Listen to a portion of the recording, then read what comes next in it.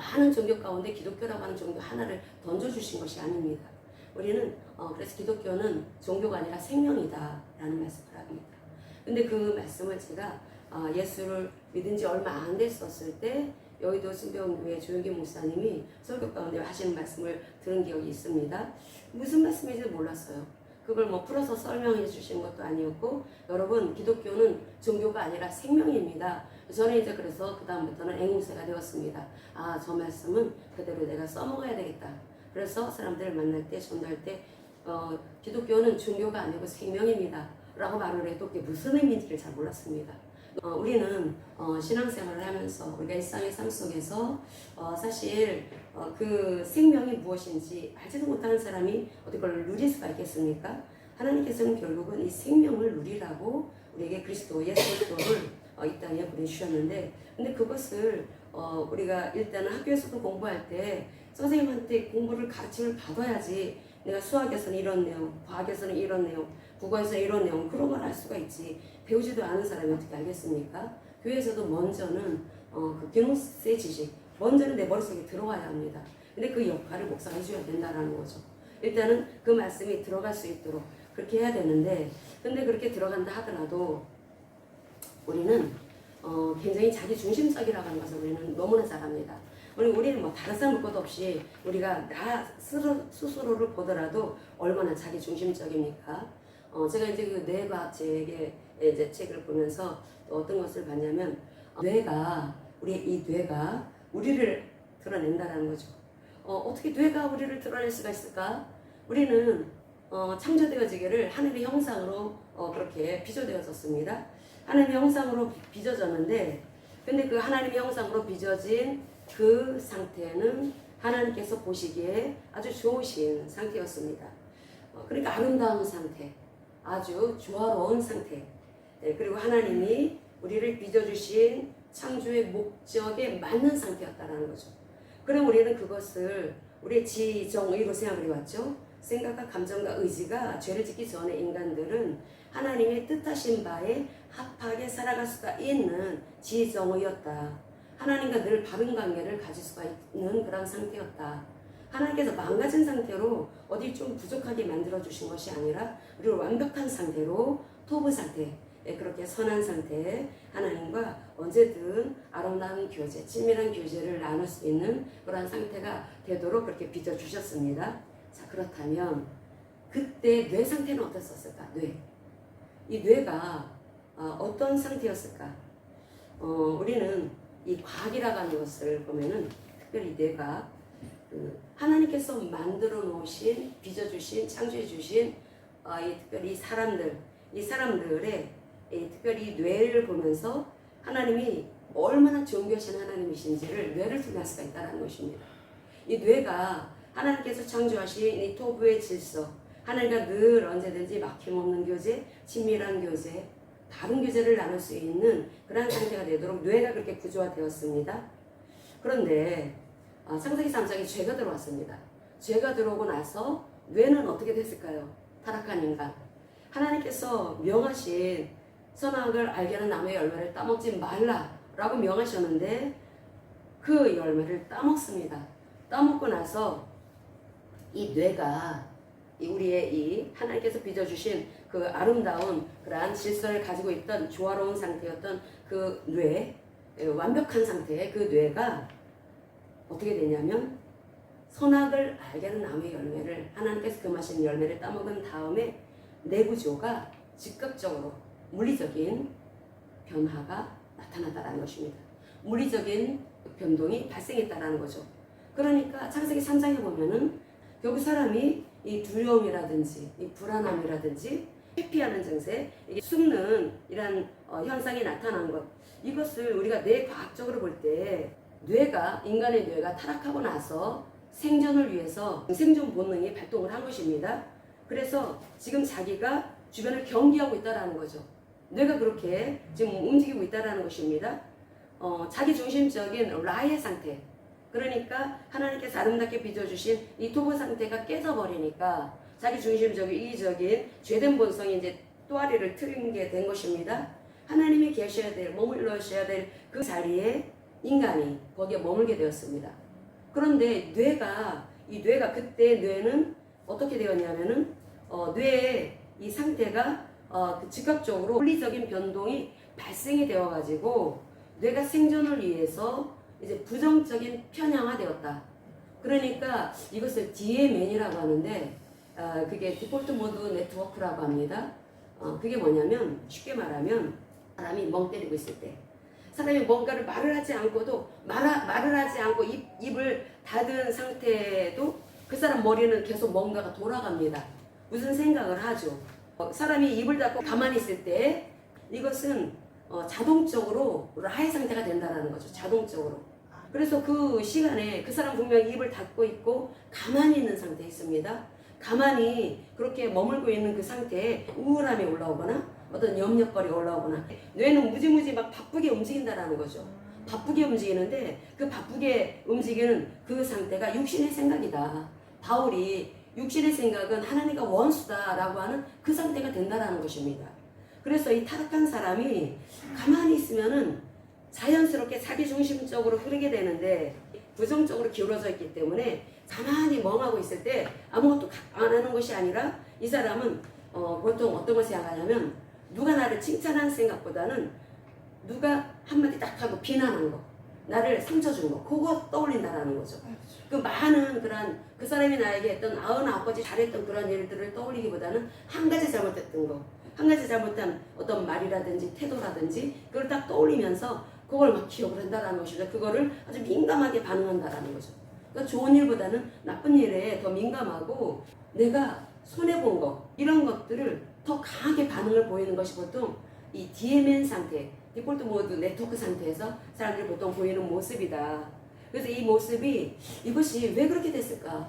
원래 하나님께서 빚어주신 이 상태는 원래는 그 하나님과 바른 교제를 통해서 평안하고 안정감을 갖고 뭐라 말할 수가 없지만 마음이 기쁨이 올라옵니다.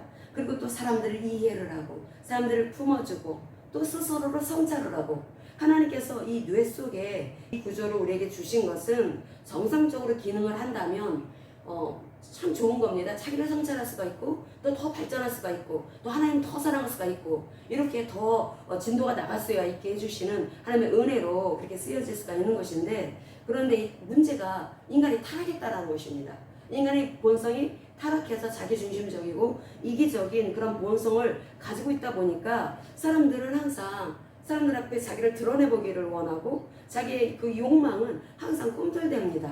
내가 남들보다 더 잘 살고 싶고 또 남들보다 더 뛰어나고 싶고 성공하고 싶고 이런 마음들이 있다 보니까 어떤 상태로 되냐면 DMN이 라의 통로가 되기가 쉽다라는 것입니다.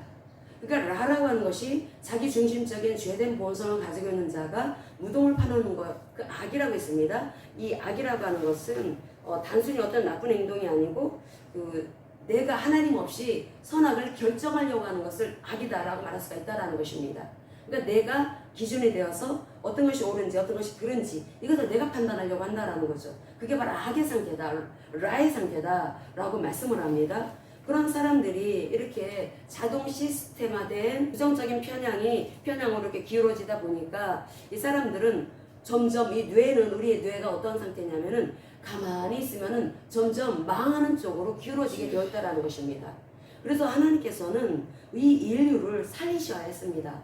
하나님 우리를 빚어주셨으니까 우리의 뇌가 하나님의 말씀으로 기능을 해야지 이 DMN 상태가 항상 안전하고 기쁘고 하나님과 늘 교제하면서 더 행복지수가 더 굉장히 더 높아지는 그런 상태가 될 텐데 그런데 그 기본 상태로 하나님께서 깔아주신 이 DMN 이 상태가 바뀌어졌다라는 거죠. 이 뇌가 완전히 이게 물리적인 변동을 거치면서 자기 중심적인 이 사고를 하다 보니까 이제 아예 그 기본값이 불안함, 두려움, 항상 염려, 우울함 이게 아주 기본 바탕으로 다 깔려져 있다라는 것입니다. 그러다 보니까 이 사람들이 가만히 있어도 자동 시스템화된 것이 자기가 계속 우울한 쪽으로 계속 안되라 쪽으로 자기 스스로가 이렇게 몰아가고 있었다라는 겁니다. 그래서 하나님께서 인류를 살리시기 위해서 창세기 3장 15절에 언약의 말씀을 주시는 것입니다. 언약의 말씀을 주시고 이 언약 가운데 들어가야 된다. 니네들이 지금 완전히 망하는 쪽으로 가고 있다는 것입니다. 언약을 맺어서 그래서 그 사람들에게 하나님께서 토라의 말씀을 주시죠. 토라의 말씀을 주시고 언약을 맺은 사람들에게 말씀을 주셔서 그들이 이제 토라의 말씀을 통해서 자신들을 다스릴 수 있도록, 그래서 하나님께서는 모세오경의 말씀을 통해서 항상 그 입으로 하가해라, 선포해라 라고 하는 말씀을 하시는 것입니다. 여호수아서 1장 8절의 말씀은 모세오경, 그 모세의 그 토라의 이 말씀 이후에 나오는 말씀인데 거기에 이 하가 선포하라, 보통 읍조리다라는 뜻인데, 근데 읍조리다, 선포하다라는 뜻이, 선포하다라고 하는 뜻이 더 원래 그 의미에 맞습니다. 그 선포하는, 내 귀에 들릴 수 있도록 그게 선포하는 것을 하나님께서 꼭 해야 된다라고 하는 말씀을 왜 하셨을까? 이제 라의 상태를 통제해야 되기 때문에. 지금 아니면 가만히 있으면 자동 시스템화된 것이 항상 나쁜 쪽을 생각하고 안 좋은 쪽을 생각하고 계속 위험한 일을 생각하고 그게 아주 자동 시스템화 되어 있다는 것입니다. 그러다 보니까 자동적으로 라의 상태로 그렇게 가고 있다 보니까 하나님께서 인류를 살리시기 위해서 토라의 말씀을 주셨다는 거죠. 그래서 토라의 말씀을 주셨는데 그것을 너희들이 머릿속에 기억하고 있어라, 머릿속에 눈으로 읽고 기억하고 있어라, 암기하고 있어라 라고 주신 것이 아니라 입으로 선포하라 라고 하는 말씀을 주십니다. 그 이유가 왜 그럴까? 그 선포, 이 하가라고 하는, 이 선포라고 하는 이것이 결국은 우리가 다시 이 토부의 상태로 회복시키는 데 있어서, 이 뇌가 바르게 정렬되어지는 데 있어서, 또 우리의 지정의가 바르게 토부 상태로 정렬되어지는 데 있어서 입으로 선포하는 것은 너무나 중요하기 때문에 하나님께서는 우리를 빚어주신 창조주 하나님께서 피조물인 우리들에게 입으로 선포하라라고 하는 말씀을 주셨다라는 것입니다. 그래서 하나님의 말씀을 머릿속 지식으로만 알고 있으면 안 되고 반드시 입을 발성을 해서, 입을 열어서 선포를 해야 된다라는 거죠. 그래서 우리 그 생각과 감정과 의지, 이것이 하나님과 늘 바른 관계 속에 있어야 되고, 그 바른 관계 속에 있을 때 우리의 이 언행 심사는 항상 하나님께서 보시기에 아름다운 바른 모습의 이 삶이 세상에 이렇게 보여지게 될 것입니다. 그런데 우리는 그렇게 살지를 못합니다. 그렇게 살지를 못하고 우리가 예수를 믿더라도 바리새인처럼 그런 모습을 보일 수가 있다라는 거죠. 우리는 예수를 믿어도 왜 이 신앙과 이 일상생활의 삶이 이게 서로 분리되어져 있을까? 왜 신앙과 우리의 삶은 왜 거기에 깊은 어떤 골짜기가 있는 것만 같을까? 그것은 우리는 하나님을 지식으로만 알고 있기 때문에 그렇다는 겁니다. 지식으로만 알고 있기 때문에 하나님을 지금 누리지를 못하고 있는 것이다. 토부의 상태로 하나님을 우리가 깊이 체험을 하고, 그래서 우리 지정의로 하나님을 알아갈 때 하나님은 우리와 하나로 연합되어져서 우리의 삶 속에서 드러날 수밖에 없는 우리의 왕이시고 주인이신데, 우리가 그것을 놓치는 이유는 우리가 그 이유를 우리가 오늘을 이제 살필 것입니다. 그게 바로 네가 통제를 안 하기 때문이다. 지금 라의 상태, 자기중심적이고 이기적인 이 죄된 이 본성이 너의 그 뇌구조가 바뀌어져야 되는데 뇌구조가 바뀌지를 않고 하나님께서는 바꿔주시기 위해서 말씀을 주셨는데, 하나님의 그 말씀을 주심으로 인해서 언어화시키게 되면은 어느 정도 이것이 통제가 되어지면서 하나님의 그 토부의 질서를 따르는, 그래서 우리의 마음 안에 무엇이 나타납니까? 평안함, 안전감. 우리에게 안정감이 있어야 됩니다. 하나님으로 인해서 나는 충분하다. 하나님 한 분으로 나는 충분하다. 예수님 한 분만으로도 나는 충분합니다. 이것이 안정감을 가진 사람의 고백이라는 거죠. 립서비스가 아니라는 겁니다. 그런 안정감이 도대체 어떻게 오는 것일까? 교회 가면은 항상 듣는 말이니까 나도 앵무새처럼 따라하면 되나?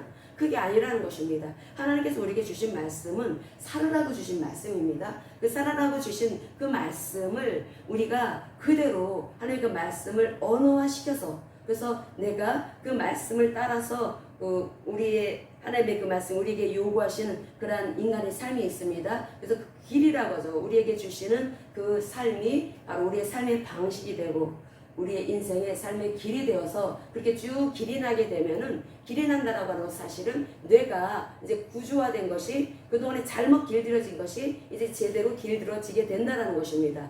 잘못 길들여졌기 때문에 입에서 욕이 툭툭 튀어나오는 사람들이 있죠. 잘못 길들여졌기 때문에 부정적인 말이 입만 열었다 하면 나오는 사람들이 있습니다. 그게 어렸을 때부터 길들여져서 그렇다라는 것입니다. 그렇게 길들여진 그 뇌세포가 바뀌어지지 않으면 계속해서 툭툭 튀어나오는 것이 부정적인 것들이라는 겁니다. 그것이 바로 부정편향화된 그런 사람의 뇌 상태라는 것입니다. 그럼 이 뇌 상태가 그럼 육신의 생각을 그대로 드러나게 되는데, 그럼 이런 상태는 하나님과 원수가 될 수밖에 없습니다. 그럼 여기에서 빠져나오도록 하나님께서는 말씀을 늘 선포하라, 하가하라. 왜 그 말씀을 내 귀에 들리도록 선포해야 되는가? 그것은 행하기 위해서, 하나님의 말씀을 따라서 살게 하기 위해서 하나님께서는 그 말씀을 하가, 다른 말로 선포하라 라고 하는 말씀을 주신 것입니다. 신명기 30장 14절, 오직 그 말씀이 네게 매우 가까워서 내 입에 있으며 네 마음에 있은즉 네가 이를 행할 수 있느니라. 아멘. 하나님께서 우리를 살리려고 주신 이 토라의 말씀, 이 말씀을 우리가 취했을 때 그것은 어려운 게 아니라는 거죠.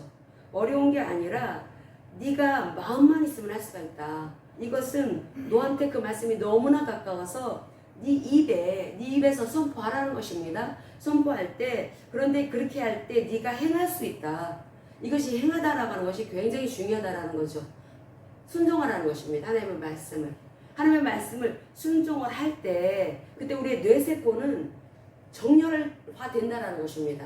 뇌가 지금 배선이 잘못됐습니다. 라로 인해서 창세기 3장에 들어온 이 죄로 인해서, 자기중심적인 이 라로 인해서 이게 왜곡되어지고 하나님과의 관계가 깨어지게 되었는데, 이 상태로 사람들은 살아갈 때 점점 자기중심적으로 빠져지게 되면은, 그러면은 사람들이 더 무지하게 하나님을 알 수도 없고, 그리고 그걸 가만히 두면은 자기가 주인이 되어서, 자기가 중심에 있어서, 자기가 중심축이 되어서, 그래서 항상 어떤 것이 선인지 어떤 것이 악인지 자기가 평가를 하고 판단을 합니다. 그래서 그 자기한테 욕한 사람, 자기한테 상처 준 사람, 그건 자기가 판단할 때 아주 몹쓸 사람입니다. 그럼 그걸 생각한다라는 거죠. 오래오래 기억합니다. 그리고 또 자기한테 좋은 일보다는 나쁜 일이 벌어진 것에 대해서 계속 묵상을 합니다. 그것이 이 라이로 시스템화된 내 구조, 그 물리적인 변동을 갖게 된 창세기 3장의 그 죄를 지은 인간한테 이 뇌가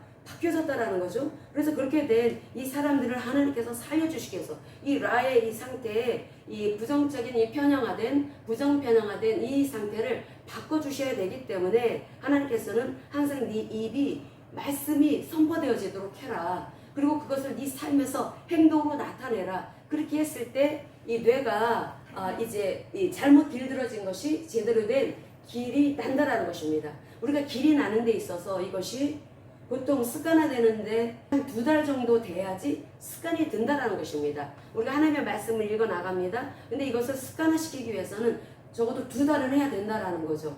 길이 나게 하기 위해서. 하나님께서 길이 나도록 해라 라고 하는 말씀을 하고 있는 것입니다. 뇌는 가만히 두면 망하는 쪽으로 계속 기울어지기 때문에 내가 내 의지를 들여가지고 내 입술을 깨워야 된다라는 것입니다. 내 입술을 깨워가지고 하나님이 설계하신 설계의 목적에 따른 이 토고 상태, 하나님이 보시기에 좋으신 이 지정의가 되도록 하기 위해서 하나님께서 우리에게 제시해 주신 하나님의 그 말씀을 늘 가까이 해야 되는 것입니다.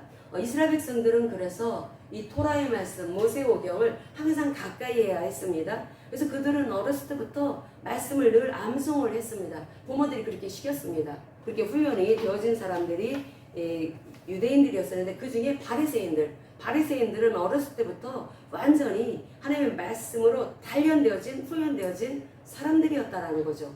자, 그럼 우리가 의문을 품을 수가 있습니다.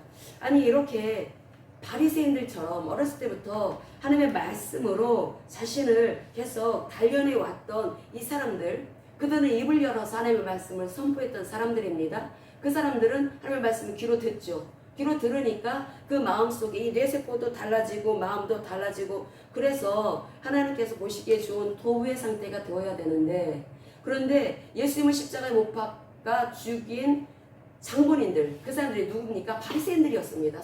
그 바리새인들이 왜 그랬을까? 아니 어렸을 때부터 그렇게 성경 말씀을 늘 가까이 하고 입에서 떠나지 않도록 늘 말씀을 선포하며 살았던 바리새인들이었는데 어떻게 해서 그 사람들이 그렇게 예수님을 십자가에 못 박는 그런 악한 짓을 했을까? 하나님의 원수 짓을 했을까? 그것은 하가 말씀을 선포한다 하더라도 이 말씀을 통해서 나를 발견하면 안 된다라는 거죠. 내 이기적인 마음, 내가 어떻게 하면 이 말씀을 통해서 축복을 받을 수가 있을까? 내가 어떻게 하면 이 말씀을 통해서 내가 이 세상을 성공하는 삶을 살아갈 수가 있을까? 어떻게 하면 내가 이 말씀을 통해서 이 세상에서 멋지게 그 돌파를 이뤄낼 수 있는 사람들이 나를 인정해 줄 수밖에 없는 그런 위치로 올라갈 수 있는 사람이 될 수가 있을까? 말씀을 내가 이용하게 되면은 이 말씀은 나에게 하나의 수단에 지나지 않는 것입니다. 말씀은 말하자면은 그 나를 잘되게 하는 알라딘의 요술램프에 지나지 않는 거라는 거죠. 그래서 우리가 그래서 이 축이 바뀌어야 된다는 것입니다. 이 자기중심적이고 이기적인 이 중심축을 가지고 있는 한 우리는 하나님의 그 놀라우신 생명의 말씀을 누릴 수가 없습니다. 그렇기 때문에 하나님께서는 우리에게 이 하나님의 말씀을 주심으로써 우리가 중심축이 바뀌기를 원하시는데 그런데 그 중심축이 바뀌는 데 있어서 우리가 해야 될 일이 있습니다. 그게 바로 요소서 1장 8절 말씀을 늘 선포해야 된다라는 거죠. 그런데 정말 중요한 것은 여기에서 이렇게 하나님의 그 말씀을 하나님께서 살으라고 주셨는데 그 살으라고 주신 그 말씀도 이 말씀을 내가 이용하려고 하면 안 되고 이 말씀을 통해서 하나님을 만날 수 있어야 된다라는 겁니다. 하나님, 바로 하나님은 창조하신 하나님, 하나님 구원하신 하나님, 하나님은 이 우주 만물을 창조하시고 이스라엘 백성들을 출애굽시켜 주신 구원의 하나님, 그 하나님은 너무나 자비하신 인자하신 성품을 가지고 계신 하나님이다. 그러니까 하나님을 항상 그 최우선순위로 두고 하나님의 그 말씀에 최고의 권위를 둬야 합니다. 그렇게 하면서 그 말씀을 읽어야 된다라는 거죠.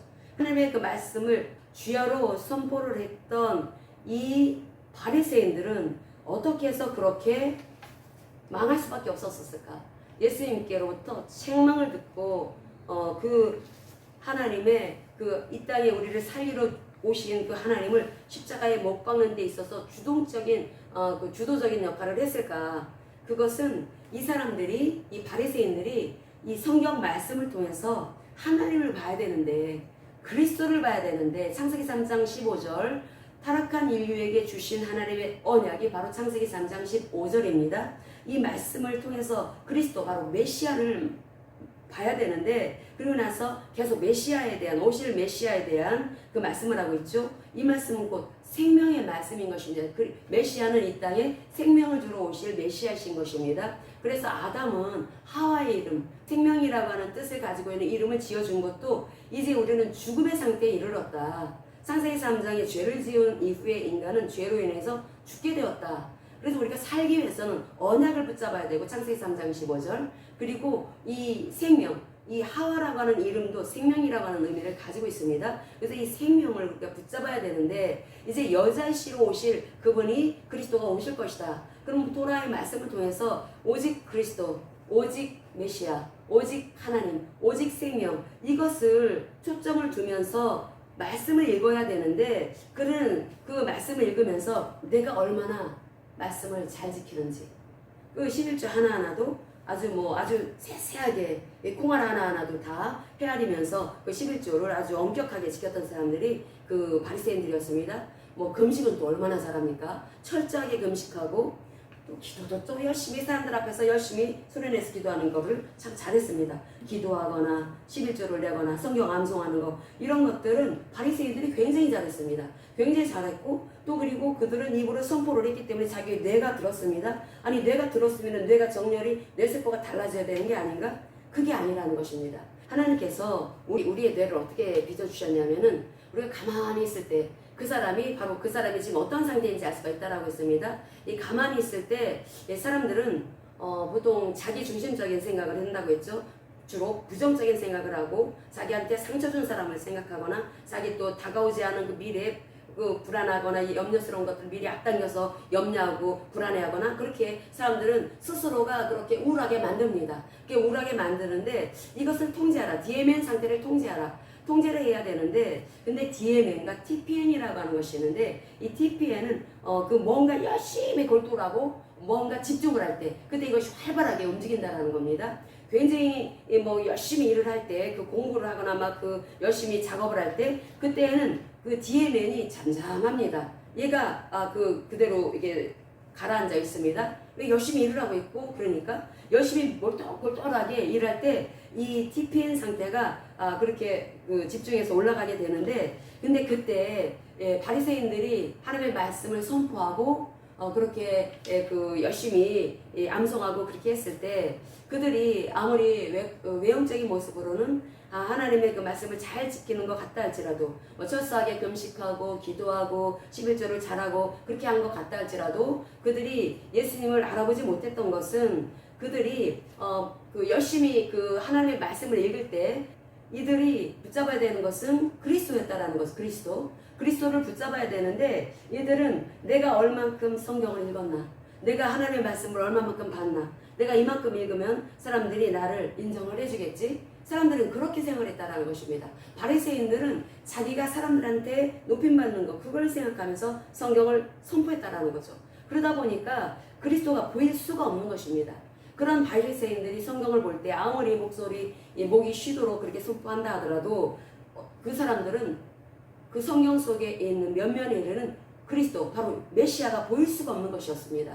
그러다 보니까 그들은 자기의 생각에 고착이 되어버립니다. 자기 자아가 더 고착화된다라는 거죠. 그러니까 하나님의 말씀을 선포한다 하더라도, 선포한 그 일은 내 뇌를 그 하나님이 원래 빚어주신 그 상태로 바뀌어서 나가는 그 길에 있는 것이 아니, 생명의 길에 있는 것이 아니라 더 자기 자아를 강화시킨다라는 것입니다. 더 자기 자아를 강화시키고 더 정교하게, 더 자기 중심적으로 빠져버린다라는 거죠.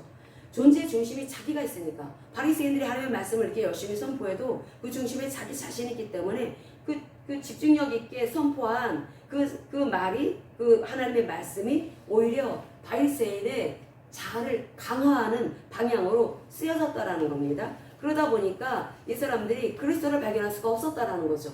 그 토라를 그렇게 가까이 늘 입에 달고 살았다 하더라도, 그 토라 속에서 분명하게 말씀하고 있는 그리스도를 놓쳤다. 그리스도를 놓친 이유는 요한복음 5장 44절에 뭐라고 말씀하시는지 우리 예수님의 말씀을 듣겠습니다. 요한복음 5장 44절. 너희가 서로 영광을 취하려고 유일하신 하나님께로부터 오는 영광은 구하지 아니하니 어찌 나를 믿을 수 있느냐. 아멘. 예수님께서 이들이 영광의 방향이 달랐다라고 말씀을 하고 있습니다. 그들은 그 하나님의 말씀을 선포하고 그렇게 낭송을 하면서 하나님을 발견해야 합니다. 그리스도를 발견해야 합니다. 그런데 그들은 성경을 낭송하면 낭송할수록 더 자기의 영광을 찾았다라는 거죠. 자기의를 발견했습니다. 내가 이렇게 살면는구나. 그러니까 이 말씀을 통해서 이 바리새인들이 하나님보다 자기의를 구했다라는 것입니다. 그리고 하나님의 영광보다 사람의 칭찬을 더 구했다라는 거죠. 그러다 보니까 이 하나님의 말씀을 그렇게 열심히 선포한다 하더라도 이 바리새인들은 생명의 통로가 되는 것이 아니라 자기 중심성을 꾸며주는 종교에 지나지 않았다라는 것. 우리 예수님께서 그 말씀을 하고 계신다라는 것입니다. 그래서 우리 요한복음 5장 37에서부터 40절까지 같이 읽겠습니다. 또한 나를 보내신 아버지께서 친히 나를 위하여 증언하셨느니라. 너희는 아무 때에도 그 음성을 듣지 못하였고 그 형상을 보지 못하였으며 그 말씀이 너희 속에 거하지 아니하니 이는 그가 보내신 이를 믿지 아니함이라. 너희가 성경에서 영생을 얻는 줄 생각하고 성경을 연구하거니와 이 성경이 곧 내게 대하여 증언하는 것이니라. 그러나 너희가 영생을 얻기 위하여 내게 오기를 원하지 아니하는도다. 아멘. 분명히 예수님 말씀하십니다. 예수님께서 말씀하시기를 구약에, 그러니까 뭐 짧게는 이 토라를 보통 모세오경을 말합니다. 모세오경 아니면 뭐 구약 39권을 타나크라고 하는데, 이 말씀을 통해서 하나님께서는 예수님에 대해서 굉장히 많은 증거의 말씀을 주셨다라는 거죠. 예수님께서 뭐 창세기에서도 그리스도에 대한 말씀이 얼마나 많이 나옵니까? 모든 성경이 그리스도를 증거하고 있다라는 겁니다. 모든 성경이 그리스도를 증거합니다. 모든 성경이 메시아를 증거합니다. 창세기에도 메시아에 대한 말씀이 굉장히 많이 나옵니다. 뭐 여자의 후손으로 오시는 것으로 뭐 필두로 해서 굉장히 많이 있죠. 출애굽기는 대표적으로 6월절 어린 양의 피를 모닝바 문설주에 바르는 것, 다 예수 그리스도를 증거하는 것입니다. 광야에서 만나가 내리는 것, 또 이성막의 제사라든지 또 선지자들의 외침이라든지 이 모든 것들이 다 장차 오실 메시아, 장차 오실 그리스도에 대해서 구약은 계속해서 그렇게 말씀을 하고 있는데, 근데 유대인들은 그들은 자신들이 하나님의 백성, 선민이다 그렇게 자처하고 아주 자부심이 대단했던 사람들이었는데, 이 구약의 정작 그리스도에 대해서 증거하는 말씀들이, 그리스도에 대한 말씀이 굉장히 많이 나오는데도 불구하고 그 말씀을 통해서 그리스도를 보지를 못했다라는 것입니다. 메시아를 깨닫지 못했다라는 거죠. 그러니까 이 땅에 예수님이 오셨는데, 근데 오셨음에도 불구하고 그들은 그 하나님이 살리려고 보내신 예수 그리스도, 그분을 거부하고 십자가에 못 박습니다. 이거 얼마나 무지한지, 하나님의 말씀을 그렇게 열심히 읽어도, 소리내어 읽어도 무지할 수도 있는 거구나 라고 하는 것을 알 수가 있는 것입니다. 우리가 소리내어 읽는 거 여러분 하고 있으니까 저는 열심히 합니다.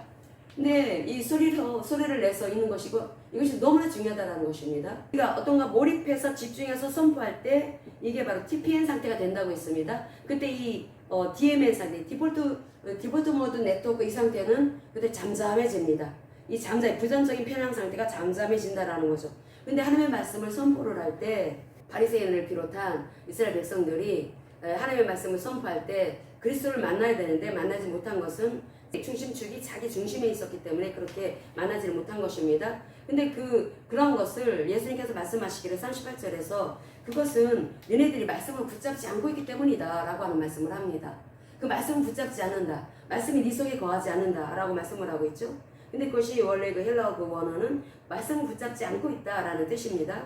그러니까 하나님의 그 말씀을 붙잡았더라면 그 안에 그리스도가 머물러 계실 텐데, 구약이 그렇게 그리스도에 대해서 말씀을 했는데, 메시아에 대해서, 오실 메시아에 대해서 말씀을 했기 때문에 그들이 하나님의 말씀을 마음을 열고 읽었다면 하나님의 그 생명의 하나님, 또 그 하나님의 그 주권에 대해서, 왕권에 대해서 항상 그 마음속에 품고 그 말씀을 읽었다면 그들은 분명히 예수님이 이 땅에 오셔서 그 병든 자를 고치고, 또 그리고 귀신을 쫓아내 주시고, 그리고 또 말씀을 가르쳐 주시죠. 이렇게 하셨을 때 그 예수님을 보면서 아, 이분이 우리 이스라엘 백성들이 그토록 기다려왔던 메시아구나 라고 하는 것을 알 수 있었을 텐데, 그 유대인들은 몰랐다라는 것입니다. 그렇게 어렸을 때부터 하나님의 말씀을 선포했던 사람들, 그 중에서도 최고로 열심히 했던 이 바리새인들이 어떻게 그렇게 예수님이 눈앞에 계신데도 불구하고 몰랐을까? 그것은 그들이 말씀을 통해서 하나님을 만나지 못했기 때문이다. 하나님을 만날 수가 없죠. 하나님은 우리 눈에 보이지 않습니다. 그리고 하나님의 얼굴을 보고 살자가 없기 때문에 유대인들에게 있어서 하나님의 얼굴을 본다는 것은 불가능한 일로 인식되어졌습니다. 그러니까 그들이 하나님의 말씀을 통해서 하나님을 만나야 했다라는 거죠. 말씀을 통해서 그들이 하나님의 어떠하심을 알아야 했고, 하나님의 그 말씀을 통해서 그 토라의 말씀 또는 이 타낙 그 구약의 말씀을 통해서 그 하나님의 그 어떠하심이 항상 깨달아져서 그 하나님 앞에 진정 자기가 나는 죽을 수밖에 없는 죄인이구나 라고 하는 것을 알게 된다면, 그러면 더 겸손할 수밖에 없을 것입니다. 그러면 그 예수님이 사역을 하실 때 그때 아, 이분이 바로 그 예수님이구나 라고 하는 것을, 그 그리스도구나, 그 메시아구나 라고 하는 것을 알 수 있었을 텐데 그들은 그러지 못했습니다. 그 이유에 대해서 예수님께서는 그들이 말씀을 붙잡지 않았기 때문이다. 그들 안에, 그들의 지정의 안에 그들은 자기 자신이 있었다. 말씀이 있었던 것이 아니라 자기의 의가 있었다. 그 사람들의 의가 있었다. 그들의 어떤 자부심, 그들의 자기 중심성, 사람들 앞에 드러내보이고 싶어 하는 그런 마음만이 가득했다라고 하는 말씀을 하고 있다는 것입니다. 그러니까 성경을 읽더라도 마음이 닫힌 상태에서 읽었다라는 거죠. 마음을 열고 읽어야 자기가 죄인이라고 하는 것을 알게 될 텐데 그렇지 않았다라는 것입니다. 그렇기 때문에 그리스도를 못 박았다라는 거죠. 그렇게 바리새인들이 구약의 말씀을 통해서 이 땅에 오신 그리스도를 그렇게 발견하지 못했던 그런 것처럼 우리도 그럴 수가 있다는 것입니다. 우리도 그 하나님의 말씀을 소리내어 읽는다 하더라도 우리가 그럴 수가 있다는 거죠. 이 소리내어 읽는 것은 우리 뇌를 깨우는 데 있어서 굉장히 중요한 역할을 한다라고 하는 것이 보통 뇌과학자들도 그런 말을 합니다. 하나님께서 왜 우리에게 소리를 발하라고 하실까? 이 뇌과학자들은 뇌가 생존을 위해서 항상 끊임없이 주변을 경계하고 과거의 이 잘못을 후회하거나 그리고 최악의 상황을 항상 가정을 하는 그러한 이 부정적인 편향 상태다.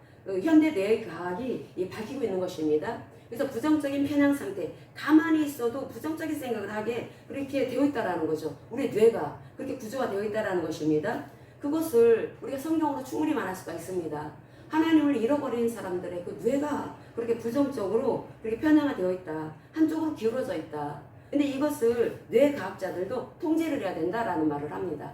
이걸 통제를 해야 되는데 그럼 어떻게 통제를 해야 될 건가? 그것은 우리의 이 뇌가 뭔가 골똘해야 된다라는 거죠. 골똘하게 뭔가 집중을 해야 되는데 그 집중을 해야 되는 것은 우리가 이 뇌가 지금 시스템화되어 있죠. 완전히 이 뇌가 이 자기 중심적인 라의 상태로 이게 왜곡되어져 있기 때문에 하나님께서 본래 설계하신 그 모습이 아닙니다. 이 본질적으로 이 DMN이 그 제대로 된 기능을 해야 되는데 그래서 그 토부의 상태, 조화로운 상태, 하나님께서 보시기에 좋으신 그러한 상태가 우리 뇌 상태가 되고 우리 마음 지정이가 그렇게 정렬되어져 있어야 되는데 그런데 우리 뇌가 부정적으로 그렇게 기울어져 있다라는 거죠. 그렇게 구조화됐다라는 것입니다. 그러니까 자동 시스템화되어 온 것이 아주 그저 내가 입 닫고 가만히 있으면은 항상 부정적인 생각, 방정맞은 생각, 아주 잘못된 생각, 우울한 생각, 두려운 생각, 누구 원망하거나 뭐 이런 생각들을 아주 자연스럽게 한다라는 거죠. 그래서 이런 것들을 바꾸는 방법은 없다. 이게 뇌가 완전히 고착화되어 있기 때문에 내가 어떤 의지를 하고 내가 이렇게 살 수가 없어. 내가 가만히 있을 때 왜 자꾸 내가 이렇게 똥장지 같은 생각을 할까? 내가 이렇게 방정맞은 생각을 할까? 내가 왜 가만히 있을 때 왜 부정적인 생각을 할까? 이건 어쩔 수가 없다라는 것입니다. 뇌가 그렇게 기울어져 있다라는 것입니다. 뇌과학자들의 말입니다. 뇌과학자들이 그렇게 구조화됐다라는 거죠. 이게 구조화됐기 때문에 내가 의지한다고, 내가 결단을 한다고 해서 이게 굽어진 것이 제대로 펴지지가 않는다라는 것입니다. 그럼 이것을 제대로 펴기 위해서 어떻게 해야 되는가? 이게 물리적으로 재배선 작업을 해야 된다. 재배선 작업을 해야 되는데 이게 오랫동안 굳어진 이 길, 그러니까 시내스로 연결되어져 가지고 오랫동안 굳어진 이 길을 다시 또 그 길을 깔아야 합니다. 재배선 작업을 해야 합니다. 물리적인 또 구조적으로 재배선 작업을 해야 되는데 그러기 위해서는 자극이 필요하다. 뇌가 자극을 받아야 된다라는 거죠. 뇌가 자극을 받을 때 그런 성령으로 인해서 자극을 받을 수도 있습니다. 성령이 역사하셔가지고 자극이 되어가지고 뇌가 담배 폈던 사람, 술 먹으시는 중독에 걸린 사람들, 게임했던 사람들이 갑자기 그 술도 먹고 싶지 않고 담배도 피고 싶지 않고 또 게임도 하고 싶지 않은 그런 상태가 되었다라고 말을 하죠. 그러면은 이 성령이 개입하신 것입니다. 성령이 개입하셔가지고 무언가 뇌에 무슨 문제가 생겼다라는 것입니다. 그러니까 재배선 작업. 그러니까 그 재배선 작업이 되었는데 그런데 이것을 우리는 하나님의 말씀으로 그렇게 할 수가 있다라는 것입니다. 성령께서 강력하게 역사하셔서 그렇게 되기를 정말로 원하지만 그렇지 않다 하더라도 하나님께서 우리에게 살으라고 주신 말씀을 통해서 우리가 할 수가 있는 것입니다. 우리는 그리스도 안에 있는 하나님의 예수님의 신부들이기 때문에 이 일을 우리가 할 수가 있습니다. 그러면 그것을 해야 되는 것이 내가 방정맞은 생각, 가만히 있을 때 자동 시스템화된 이러한 망하는 생각들을 우리가 바꾸기 위해서는 소리를 내서 이 뇌에게 자극을 줘야 된다라는 거죠. 자극을 주기 위해서 소리를 내는 것입니다. 뇌 귀가 듣기만 하면 됩니다. 뇌 귀가 들으면은 청각 영역, 또 시각 영역, 또 이 운동을 관장하는 영역이 이 뇌세포들이 아주 활발하게 기능을 하면서 이게 이 뇌가 아주 동시다발적으로 아주 활발하게 움직인다라는 거죠. 그럼으로써 이 길이 새롭게 난다라는 것입니다. 근데 그 가운데 내가 생각해야 되는 것은 하나님의 은혜에 대해서 감사하면서 이 말씀이 있는 것입니다.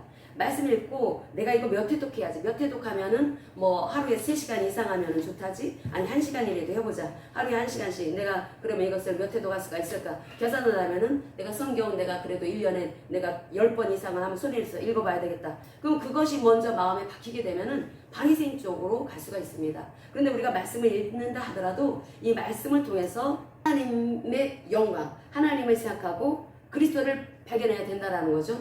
하나님께 영광이 걸리는 거, 하나님의 그 뜻을 그 말씀을 통해서 발견을 하는 거죠. 내 소리를 내면서 읽으면서 하나님의 사랑에 대해서 또 인간의 죄된 이 상태인 나의 모습을 발견하면서 회개하는 마음으로 그 말씀을 읽습니다. 읽고 그렇게 하다 보면은 바리새인 쪽으로 가는 것이 아니라 오히려 더 하나님을 더 많이 발견하게 되고 그리스도를 더 많이 발견하게 되는 것입니다. 그래서 우리가 어떻게 그렇게 하나님의 말씀을 선포하면서 발달되는 것이 뭐라고 하냐면 메타인지라고 하는 말 들어봤습니까? 메타인지. 그러니까 생각에 대해서 또 생각하는 거예요. 우리 그 예수님을 믿는데 그 하나님의 그 말씀으로 자기의 지정의가 정렬되어져서 항상 자신을 부인하는 삶을 살아가는 이런 사람들이 본인을 한번 돌아보세요. 내가 예수를 믿고 사람들을 대하는 태도가 점점 달라지는 걸 볼 수가 있습니다. 그리고 그것이 또 사람들을 대하는 태도뿐이 아니라 내 이 삶 속에서 벌어지는 일들도 해석하는 것이 이제 달라집니다. 달라져서 어떻게 이거를 이렇게 돌아보게 만드냐면 기도를 했는데 기도의 응답이 아직 더뎌요. 아직 오지 않았어요. 그러면은 보통 생각을 할 때 아니 왜 하나님께서는 왜 이 기도에 응답을 안 해주실까 그런 생각을 할 수가 있습니다. 그런데 이 메타인지 생각을 또 생각하는 것은 뭐냐면 이 하나님이 왜 응답을 해주시지 않지 그 생각을 하는 것이 아니라 내가 이러한 생각하는 것은 잘못된 거라고 하는 것을 압니다. 왜 하나님 응답을 안 해주시지 라고 하는 생각을 하는 것이 아니라 하나님께서 혹시 내가 이 기도가 하나님 뜻을 향한 것이 아니라 내 뜻을 향해서 내가 그렇게 기도한 건 아니었을까? 메타인지를 가진 사람들은 그렇게 생각을 한다라는 거죠. 메타인지라고 하는 것은 내 생각을 다시 한번 점검해 본다라는 것입니다. 하나님의 말씀을 입으로 선포하고 그렇게 하나님 중심으로 그리스도 중심으로 생명 우리에게 살으라고 주신 이 생명이 무엇인지를 깨달아 아는 가운데 말씀을 선포하게 되면은 이 메타인지가 발달을 해갖고 이 내 안에 있는 잠잠히 있는 이 DMN 이 디폴트 모드 네트워크가 이 자기 성찰하게 된다라는 것입니다. 아주 잔잔해진다라는 거죠. 원래 이 하나님께서 우리의 뇌를 만들어 주실 때 이 DMN 상태는 하나님으로부터 오는 이 안정감, 하나님과의 교제를 통해서 오는 그러한 이 기쁨 이런 것들을 누리면서 사람들과의 관계가 평안의 관계 또 사람들 관계 아주 굉장히 좋은 그런 관계를 가질 수 있도록 하나님께서는 원래 우리의 뇌 구조로 그렇게 만들어 주셨다는 것입니다.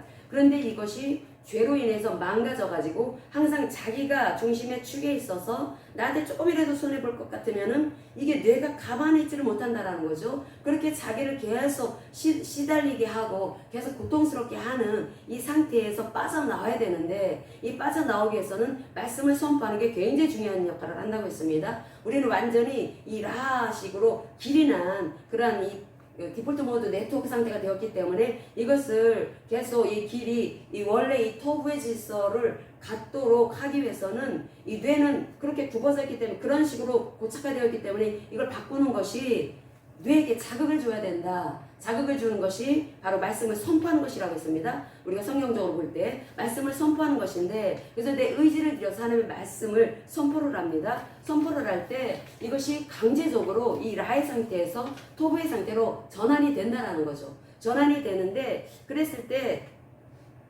내 안에 이 많은 이러한 생각 가운데 이 메타인지로서 우리가 가만히 있을 때도 그냥 부하가 날 때가 있죠. 막 짜증이 올라올 때 무덥게 되면 더 그런 게 있을 수가 있습니다. 그럴 때 메타인지의 인식을 하는 사람은 내가 왜 그러지? 내가 왜 갑자기 짜증이 올라오지? 그것을 다시 한번 점검해 본다는 것입니다.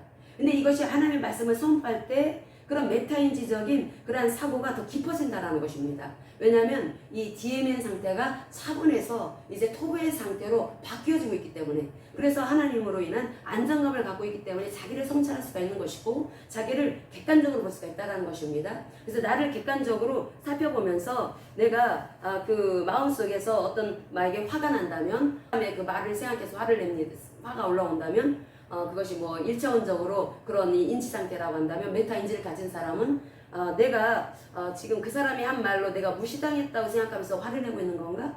나를 객관적으로 본다라는 거죠. 그렇기 때문에 화낼 일도 없다는 것입니다. 누군가에 의해서 내가 스트레스를 받았다 하더라도 그것을 나를 객관적으로 보고 내가 지금 저 사람의 한 말 때문에 저 사람의 언행 때문에 내가 마음이 힘들구나. 내가 굉장히 속에서 수생이질을 하고 있구나. 라고 하는 것을 객관적으로 보면서 나를 다스릴 수가 있다는 거죠. 나를 점검해 보는 데 있어서 하나님의 말씀을 선포를 할 때 그 선포하는 것으로 끝나는 것이 아니라 선포하는 것은 선포할 때 우리가 바리새인들처럼 자기중심성에 빠지면 안 된다고 했습니다. 그리스도를 발견하고 메시아를 발견하고 하나님의 생명, 하나님의 은혜를 계속해서 그 마음 안에 품고 나를 살아라고 주신 말씀이지 감사한 마음으로 선포를 하게 되면은 메타인지가 그것이 강화된다라는 거죠. 그러다 보면은 나를 객관적으로 보게 된다라는 것입니다. 나라고 하는 사람에 대해서 내가 자존심 상할 것도 없는 것이고 내가 사람들한테 욕을 먹었던들 내가 그걸 가지고 내 마음을 수생이질 할 필요가 없다라는 것입니다. 이게 나를 객관적으로 볼 수가 있다라는 거죠. 그게 메타인지 능력이 뛰어난 사람들이 그렇게 한다라는 것입니다.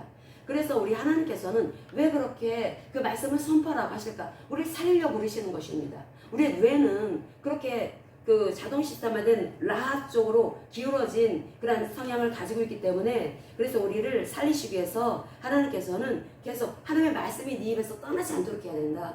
그런데 하나님께 항상 감사하는 마음으로 우리를 살리려고 우리에게 그 말씀을 주셨는데 그걸 생각하면은 우리가 얼마나 감사합니까? 아니면 인간이 본능적으로 자기 상처를 자기 문제에 집중하거나 자기 상처에 집중하거나 자기 어떤 실패에 집중하거나 사람들은 자동 시스템화 되어 있습니다. 그렇기 때문에 우리 뇌를 고쳐주시기 위해서 이걸 통제하라. 통제하는데 그렇게 완전 시스템화 되어 있는 이 창세기 3장 이후의 인류들을 하나님께서는 고쳐줘야 되는데 그래서 고쳐주시기 위해서 말씀을 주시고 이스라엘 백성들 같은 경우에 토라의 말씀을 주시고 그 말씀을 너는 읊조려라. 반드시 선포해라. 선포하고 그것을 행하라. 행할 때 이 뇌 상태가 달라진다는 것입니다. 뇌 상태가 달라지게 되면은 하나님을 더 경외하게 되고 사람들을 대하는 태도가 달라집니다. 나 중심이 아니라 하나님 중심. 그러다 보면은 하나님과 바른 관계 속에 하나님을 사랑하게 되고 또 사람들과 이웃과의 관계 속에서 사람들을 사랑하게 되는 것이 나에게 서로 욕을 했던 사람이라 하더라도 그것 때문에 아주 뒤끝이긴 것이 아니라 내가 그 사람 이해할 수가 있다라는 거죠. 저 사람이 왜 저 상태에서 왜 저렇게 욕을 했을까? 아마 다른 데서 스트레스를 많이 받았기 때문에 저 사람이 그게 내 안에서 임계치가 나하고 벌어지는 그 상황 속에서 그게 터트려진 거구나. 그렇게 이해할 수 있는 그 힘이 바로 그 선포한 것과 메타인지 속에서 나타나는 것이다. 뇌각적으로 말하면. 그렇기 때문에 하나님께서는 우리에게 그렇게 말씀을 선포해라. 그리고 말씀을 통해서 너를 객관적으로 볼 수 있어야 된다. 그렇게 될 때 우리는 자기를 점검합니다. 자기를 점검하고 자를 성찰한다라는 거죠.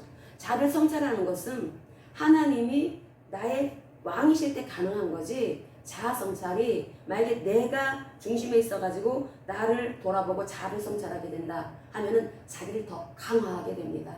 다른 종교도 또 다른 명상을 한다는 그런 데도 다 자기가 그 축이죠. 자기가 중심축에 있습니다. 그러면은 자기가 중심축에 있으면서도 얼마든지 점검할 수 있습니다. 그런데 그렇게 점검하게 되면은 결과적인 것은 더 자아를 더 강화시킨다는 거죠. 마치 바리새인들이 성경을 선포했지만 자아를 십자가에 못 박지 않고 그 성경을 통해서 하나님의 그 하나님의 말씀을 통해서 메시아를 보고 하나님의 그 생명을 발견한 것이 아니라 그 자기가 지금 얼마나 하나님의 말씀을 잘 지키고 있는지 그리고 내가 얼마나 어려운지 내가 그 사람들한테 얼마나 많은 인정을 받을 수 있는지 당연한 거라고 생각을 했다라는 거죠. 그렇게 했기 때문에 그들은 자아가 더 강화될 수밖에 없었다. 그렇기 때문에 그 자아가 강화되어진 그 그들이 구축해 놓은 그 시스템, 그 바리새인들은 굉장히 자부심이 대단했습니다. 하나님의 백성이었고 선민이었다라고 하는 이유로 그들은 그 이방인들을 알기를 아주 굉장히 무시했다라는 거죠. 그런데 자신들은 성경을 늘 가까이 했었기 때문에 늘 선포했었기 때문에 자신들은 잘 믿고 있다라고 착각을 했다라는 거죠. 근데 예수님이 말씀하시죠. 너희들은 그렇게 성경에서 영생을 얻을 줄 알고 그렇게 성경을 그렇게 열심히 연구하고 성경을 열심히 그렇게 살피고 있는데 그런데 너희들은 이 성경이 말씀하고 있는 그리스도 성경이 말씀하고 있는 메시아 그건 놓쳤다. 그러니까 성경은 정말 열심히 연구했던 사람들이 이 바리새인들이었다는 것입니다. 그러면 성경을 열심히 연구한다고 하는 신학자들, 그들 중에 바리새인도 굉장히 많다는 것입니다.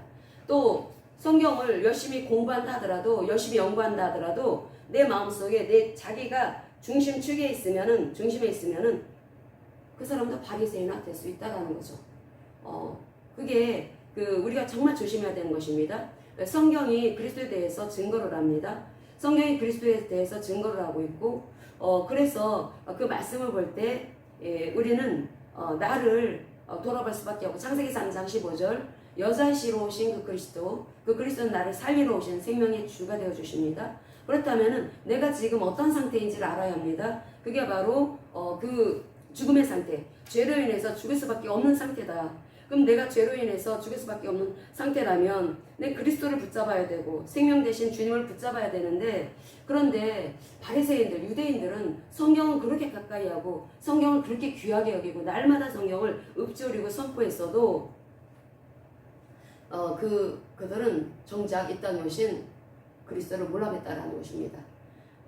성경을 귀하게 여기고 부지런히 성경을 살피고 조사하고 그렇게 한 이유가 그들은 그 성경 속에 영생이 있다라고 하는 것을 믿었기 때문에 그렇게 열심히 성경 공부를 했는데, 근데 그것을 통해서 그들은 그 예수님 그 속에서 예수님이 성경을 통해서 계속 드러내시고 있기 때문에 예수님을 만나야 되는데, 그런데 그곳에서 말씀하고 있는 예수님은 놓치고 그저 자신들은 이렇게 잘 믿고 있다라고 생각하면서 점점 더 높은 성벽을 쌓아 올리다 보니까 더 깊은 나의 그 상태, 그 웅덩이 속에 빠지게 되었고, 그 유대인들, 특별히 이 바리새인들이 만들어 놓은 그 웅덩이들이 얼마나 큰 그런 샤트 상태가 됩니까?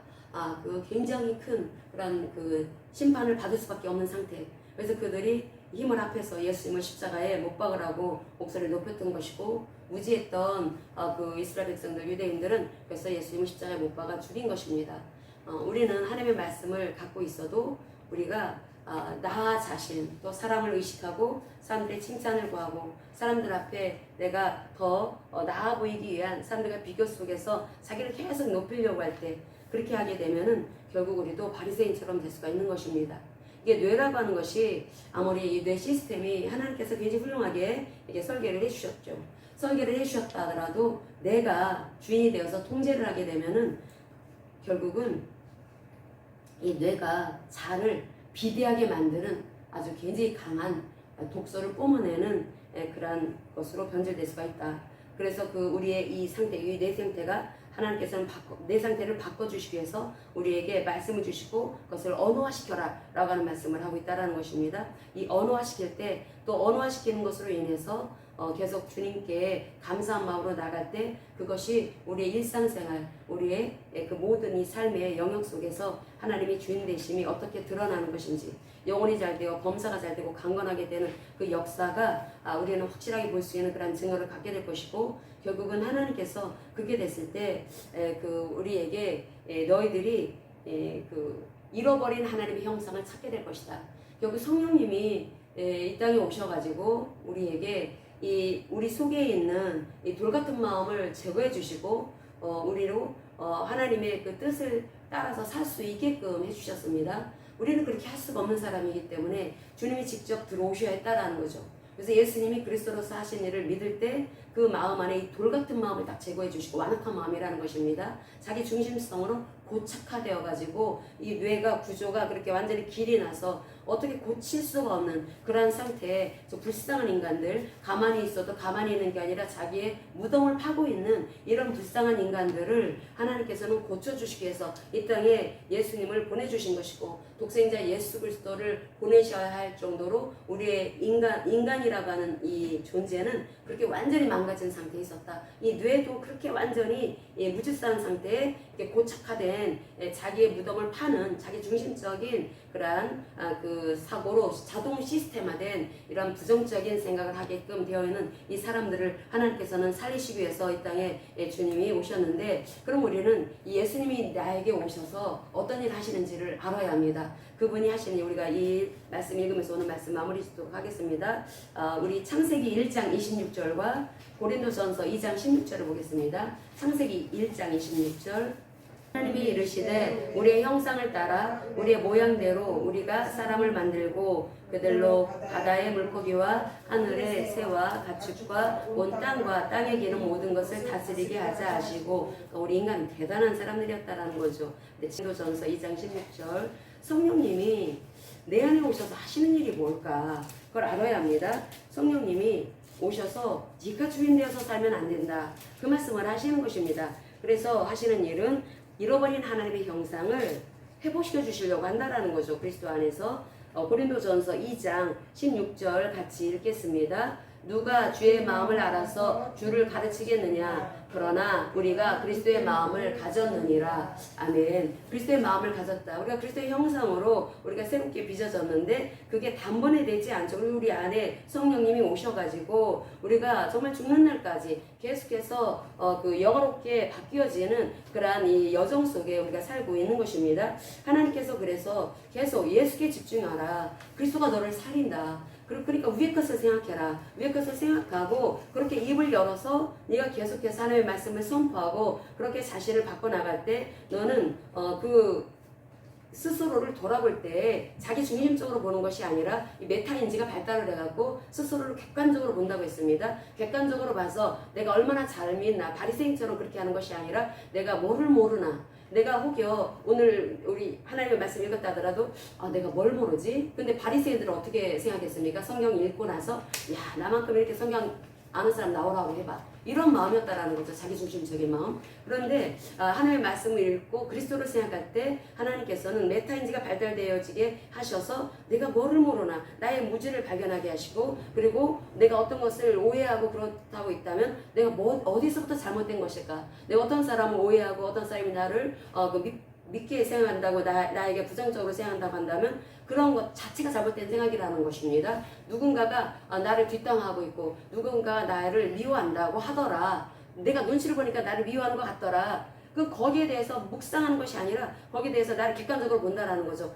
내가 저 사람들의 태도 때문에 내가 굉장히 자기 중심적으로 그런 그 안 좋은 감정을 품었구나, 이게 나를 죽이는 거지, 이렇게 생각해서 뒷걸음쳐서 자신을 바라봐야 된다라는, 그게 나를 살리는 거라는 겁니다. 아니면 사람들이 나를 뒷담화쳤거나 아니면 사실 그럴 수도 있습니다. 나를 아주 안 좋게 말하고 있거나, 근데 거기에 대해서 그럴 필요가 없다라는 거, 거기에 대해서 자기 중심적으로 볼 필요가 없다라는 것입니다. 나는 빚어진 존재고 하나님께서 나에게 주신 말씀은 하나님 사랑, 이웃 사랑이기 때문에 거기에 대해서 내가 완전히 뒷걸음쳐가고 도망치는 것이 아니라 하나님께서 그걸 통해서 내가 하나님의 말씀으로 나를 통제하고, 그래서 저 사람들을 위해서 기도해야 되겠다, 여기까지 나아가는 거, 이것이 바로 하나님의 말씀을 선포하면서 우리가 갖기를 원하시는 메타인지 상태라는 거죠. 우리가 그렇게 되면서 우리가 근원적으로 자기 중심적인 사람이었는데 여기서 점점 빠져나와서 이제 우리의 비대했던 자가 점점 독소가 빠져나가게 됩니다. 그러니까 성령님이 이 하나님의 말씀을 통해서 점점 우리를 새롭게 하시는 것입니다. 새롭게 하셔가지고, 그래서 우리 하나님의 잃어버린 형상, 원래 우리는 하나님의 형상으로 빚어졌는데 창세기 3장의 죄로 인해서 그 형상을 잃어버렸습니다. 뇌 구조까지 바뀌어졌습니다. 그런데 하나님께서 말씀을 선포하는 것을 통해서 우리 하나님의 형상이 회복되어지고, 그리고 또 하나님을 사랑하고 이웃을 사랑하는 것이 가능할 수 있는 자신을 객관적으로 볼 수 있는 메타인지가 계속해서 이게 발달하게 된 그러한 방향이, 그러니까 오직 하나님만 향한다라는 거죠. 그렇게 하나님께서 바꿔주시는 그러한 일을 우리 성령님이 하시는데, 그래서 로마서 8장 29절에서 우리 영화에 대해서 하는 말씀이 나오고 있습니다. 로마서 8장 9절에 사람이 이제 영화로운 단계까지 나간다라는 거죠. 우리가 하나님의 형상으로 계속 바뀌어져 나가고 있습니다. 그러니까 여기 29절에 보면은 하나님이 미리 아신 자들 또한 그 아들의 형상을 본받게 하기 위하여 미리 정하셨으니 이는 그로 많은 형제 중에서 맏아들이 되게 하려 하심이니라. 아멘. 그리스도로 인해서, 이 땅에 오신 예수 그리스도로 인해서 우리는 이제